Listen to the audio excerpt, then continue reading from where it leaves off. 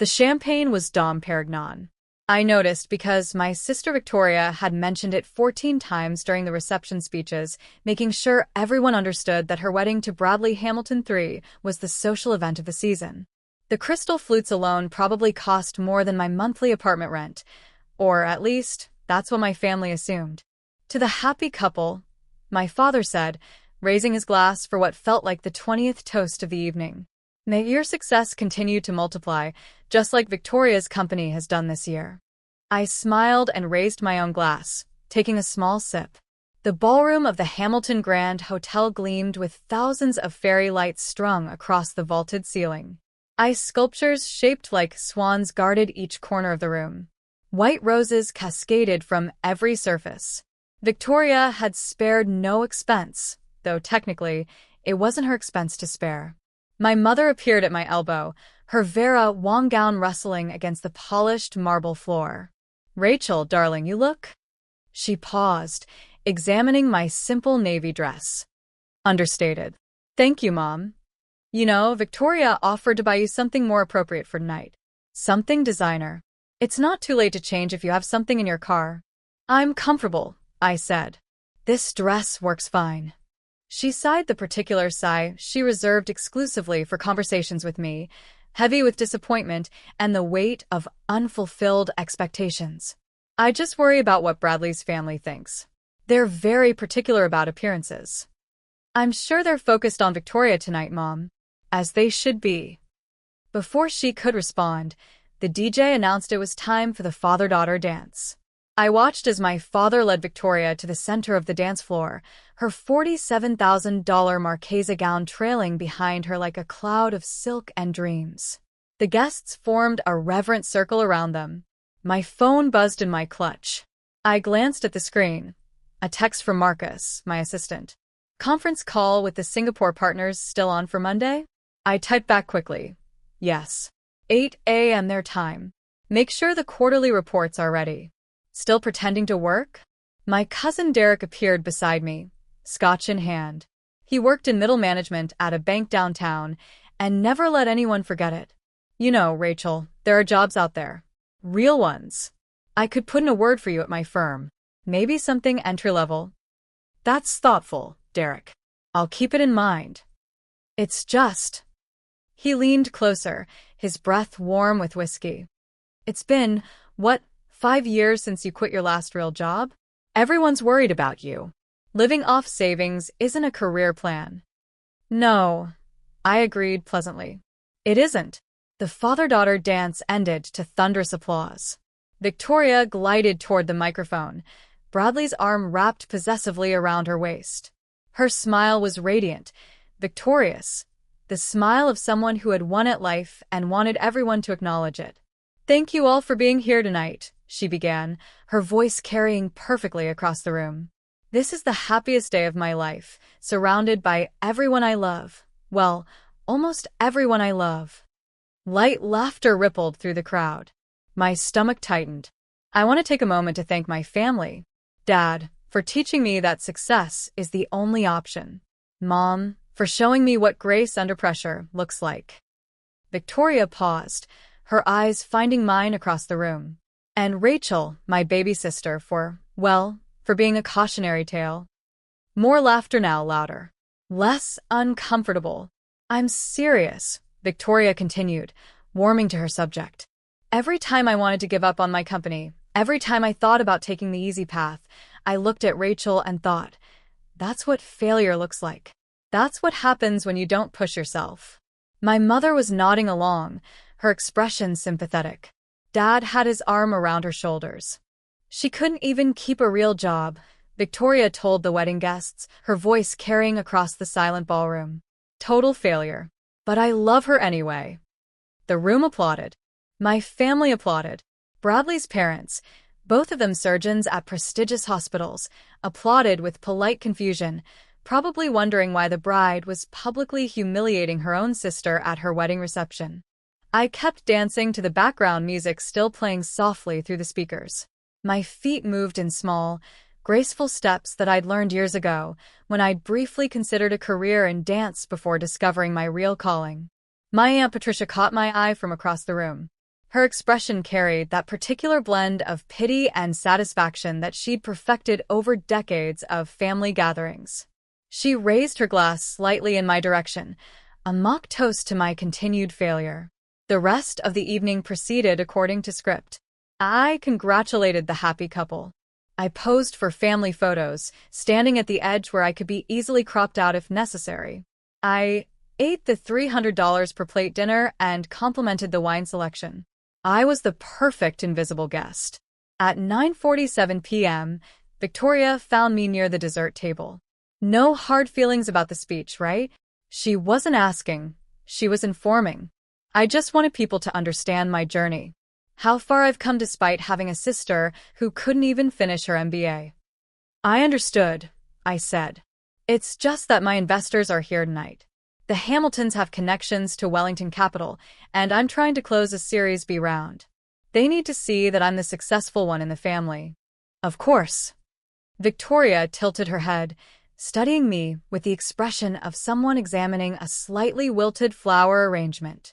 You know, I could find something for you in my company. Something administrative, maybe, if you wanted to finally do something with your life. That's generous of you. Well, family is family.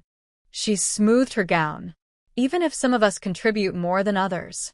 She swept away to greet more important guests, leaving me with a half-eaten piece of wedding cake and the lingering scent of her $400 perfume. At 10:15 p.m., I stepped onto the balcony for some air. The Hamilton Grand Hotel overlooked the city skyline, all glittering lights and distant possibilities. I pulled out my phone and made a call. Marcus. Yes, I know it's late. I need you to initiate Protocol 7. Yes, for Hamilton Industries, the whole thing. And pull the Bellerive account while you're at it. Everything through the Shell Corporation goes back to home base. No, tomorrow morning is fine. Let them enjoy their wedding night. I hung up just as the balcony door opened behind me. There you are. My father stepped out, loosening his tie. Your mother's looking for you. Wants a family photo at the ice sculpture before it melts. I'll be right in. He didn't leave immediately. Instead, he stood beside me, looking out at the same skyline. You know, Rachel, Victoria didn't mean to hurt your feelings tonight. I know. She's worked so hard for everything she has. Built her company from nothing. Your mother and I are so proud of her. You should be. She's impressive. And you. He turned to look at me directly for the first time that evening. You had so much potential, sweetheart. I don't understand what happened. That job at the consulting firm, you were doing so well.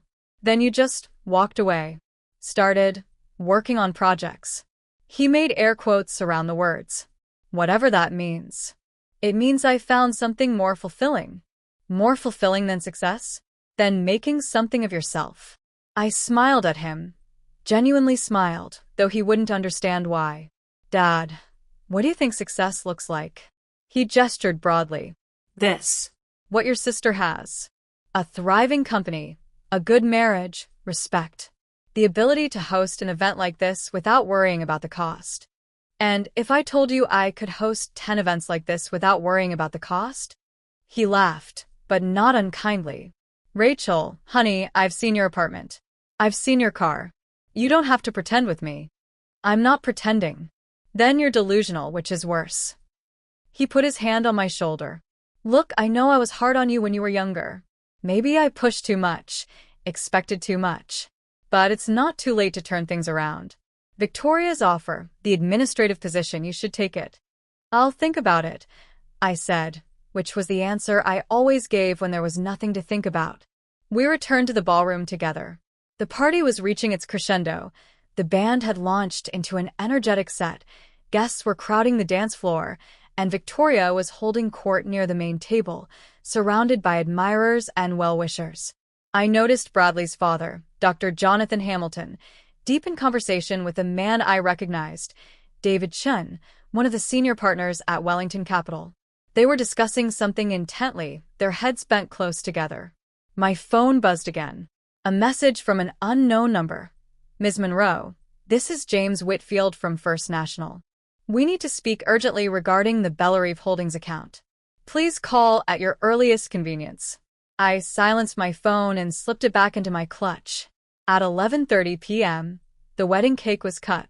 Victoria and Bradley posed with a knife, their smiles frozen in photogenic perfection. The photographer captured shot after shot while guests cheered and glasses clinked. My mother appeared at my elbow again. Rachel, you should go talk to Bradley's cousin. He's single. Has a job. Mom, hai fine. You're 32. You're not fine. You're running out of time. Time for what? She looked at me as if I'd asked why water was wet. For everything, dear. For a career. For marriage. For children. For mattering. I matter to myself. That's not enough. It was never enough. She squeezed my arm with something that might have been affection. I just want you to be happy. Really happy. Not whatever this is. This is contentment, Mom. It's what happiness feels like when you're not performing for anyone. She shook her head sadly and drifted away to find more satisfying company. The reception continued. I danced with Derek, who spent the entire song explaining his theory about cryptocurrency. I chatted with Bradley's grandmother, a charming woman who was the only person all night who asked me what I enjoyed doing rather than what I did for work. I avoided my sister, which wasn't difficult. She was too busy basking in her triumph to notice my presence or absence. At midnight, the party began to wind down. Guests were calling for cars.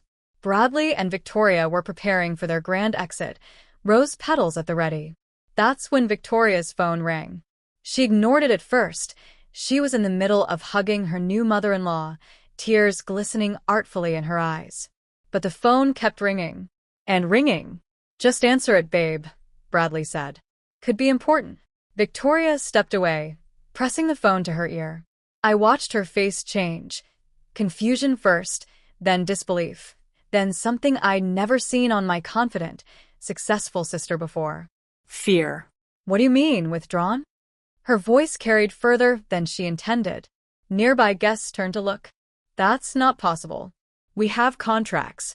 We have. She walked quickly toward a quieter corner, but I could still hear fragments. Anonymous investor, majority stake, breach of, can't do this. Bradley followed her, concern creasing his handsome face. Several of Wellington Capital's representatives exchanged glances. My phone buzzed. I glanced at it. A text from Marcus.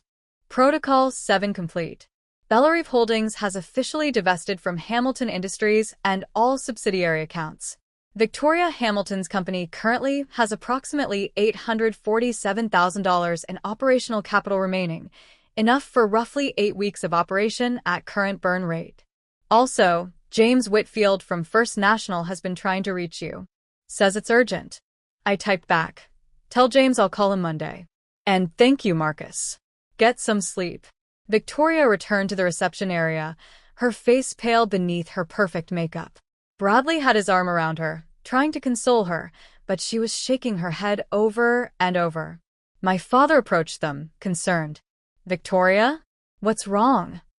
The investor, she whispered, loud enough for me to hear from across the room. The anonymous investor who funded the Series A. The one who owns 51% of the company. They're pulling everything. What? Why? Did something happen? I don't know. The bank president called, James Whitfield himself. Can you imagine? At midnight on my wedding night, saying that Bellarive Holdings is divesting immediately. All $47 million of their investment. They're exercising some clause in the original contract that lets them withdraw if certain conditions aren't met. What conditions? Bradley asked. Victoria shook her head helplessly. Something about, I don't know, ethical standards? Community impact requirements? I never even read that part of the contract. My lawyers handled everything. David Chen from Wellington Capital materialized beside them, his expression grave. Victoria, I just got off the phone with my partners. I'm afraid this changes things regarding your Series B. Without Bellarive's backing, the risk profile of your company has changed significantly. David, please. I'm sorry. We'll need to revisit the terms. Substantially. My mother was hovering nearby, her face a mask of polished concern. Victoria, sweetheart, I'm sure this is just a misunderstanding. These things happen in business. Your father will call his contacts tomorrow. Mom, you don't understand. Victoria's voice cracked. Without that investment, I have 8 weeks of operating capital. Maybe 10 if I lay off half my staff. The company is done. Everything I built is done. The word spread through the remaining guests like a virus. The successful bride, humiliated on her wedding night. The thriving company, suddenly on life support. The golden child, tarnished. I remained at the dessert table, finishing my champagne. Aunt Patricia found me there, her earlier satisfaction replaced by something more predatory. Did you hear? Victoria's company is in trouble. Something about an investor pulling out. I heard. Such a shame. And on her wedding night, too. Aunt Patricia's voice dripped with false sympathy. I suppose success isn't as guaranteed as we all thought. I suppose not. At least you never had to worry about something like this happening to you. She patted my arm. That's the advantage of not having anything to lose. There are advantages to everything, Aunt Patricia. She wandered off to spread the news to other relatives, and I was finally alone with my thoughts and my rapidly emptying champagne glass. At 12:45 a.m., James Whitfield called again. This time, I answered. Ms. Monroe, thank you for taking my call. I apologize for the late hour, but the partners at Bellerive were insistent that this matter be handled immediately. It's no trouble, James. What can I do for you? Well, ma'am, as you know, the divestment from Hamilton Industries is complete as of 20 minutes ago. However, the board wanted me to confirm that the funds should be redirected to the standard holding account, or if you'd prefer, they be allocated to the new acquisition you mentioned last week. The holding account for now. We can discuss the acquisition on Monday. Very good. Also, Ms. Monroe, I feel I should mention, the CEO of Hamilton Industries, Victoria Hamilton, has been attempting to reach Bellerive Holdings through our offices. She's quite distressed. Should I provide her with your contact information? I watched Victoria across the room. She was sitting at a table now, her wedding dress pooling around her like a deflated cloud. Bradley was rubbing her shoulders while my parents stood nearby, looking helpless. No, James.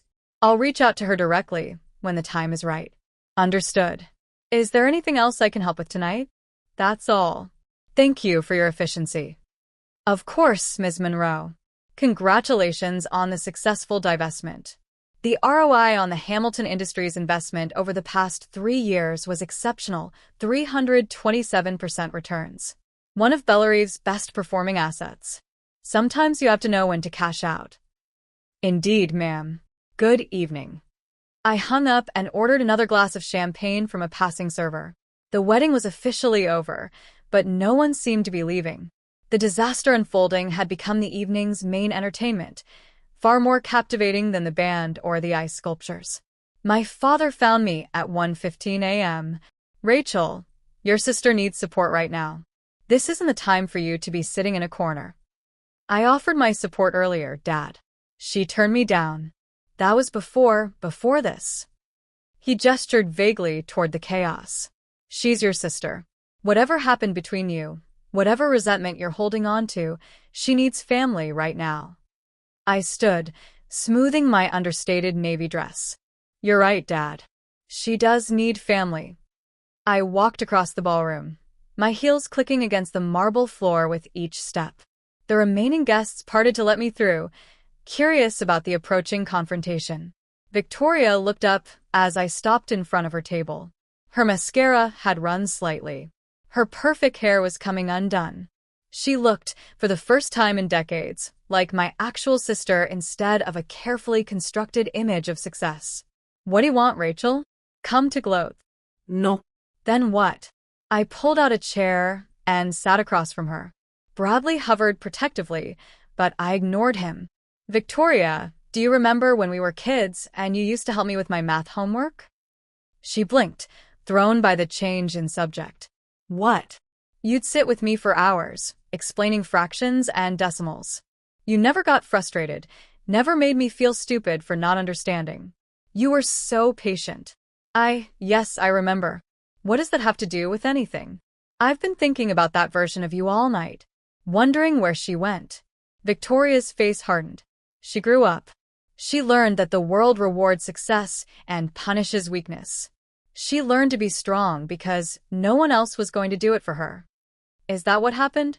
Or did she just learn to perform strength while actually becoming more afraid with every passing year?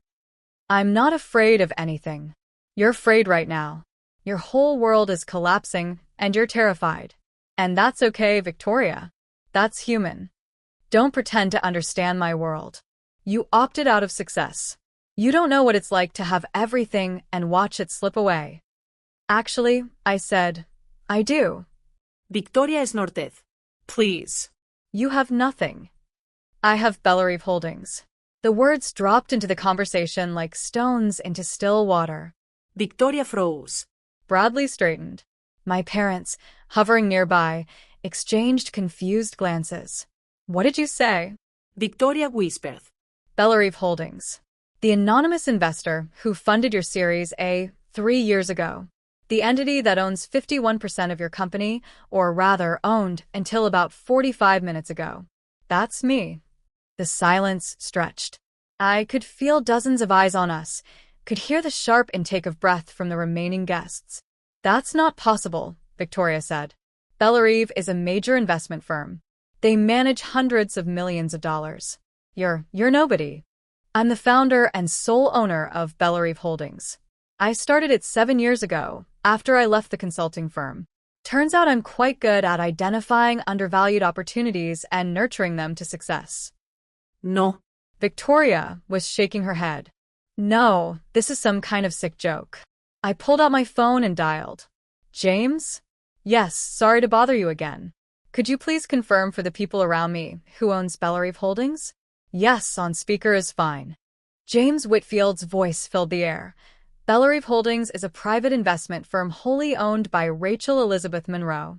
Ms. Monroe serves as the managing director and has final authority over all investment decisions. Is there anything else you need, Ms. Monroe? That's all, James. Thank you. I hung up. Victoria was staring at me like I'd grown a second head. 3 years ago, I said, you came to me looking for investment. You didn't know it was me, of course. All communications went through lawyers and intermediaries. But I read your business plan. I saw the potential in what you were building. And despite everything that had happened between us, I believed in your company. You invested $47 million in my company? I invested in a promising business. The fact that my sister happened to be running it was incidental. I paused. At least it was supposed to be incidental. The clause that allows me to withdraw for ethical violations, I added that specifically because I know you, Victoria. I wanted to believe you'd changed, but I needed a safety net. Ethical violations? Her voice rose. I haven't violated anything. You publicly humiliated your investor at your own wedding. You told 200 people that I was a failure, a cautionary tale, someone who couldn't keep a real job. I kept my voice calm, measured. You violated the dignity clause in our investment agreement. Section 7, Paragraph 3. Investors shall not be subjected to public defamation, harassment, or intentional reputational harm by any principal of the invested company. I didn't know you were the investor. That doesn't matter. The clause exists. You violated it. The withdrawal is legally bulletproof. Victoria turned to Bradley, desperate. There has to be something we can do. Your family's lawyers. Bradley held up his hands. Victoria, if what she's saying is true, and it sounds like it is, then there's no legal recourse. You signed a contract with those terms. You broke those terms. She has every right to pull her money.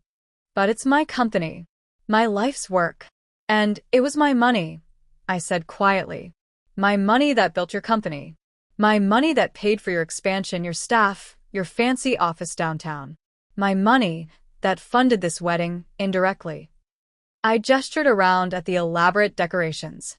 All those times you told people you were self-made, you were made by me. My mother stepped forward, her face pale. Rachel, you can't do this. She's your sister. She is my sister. The same sister who spent 10 years telling everyone I'm worthless. The The same sister who didn't invite me to her engagement party because she was embarrassed by my lack of career. The same sister who, tonight, used her wedding reception to publicly mock me in front of 200 guests. I looked at my mother steadily. At what point, exactly, should I have kept subsidizing her success?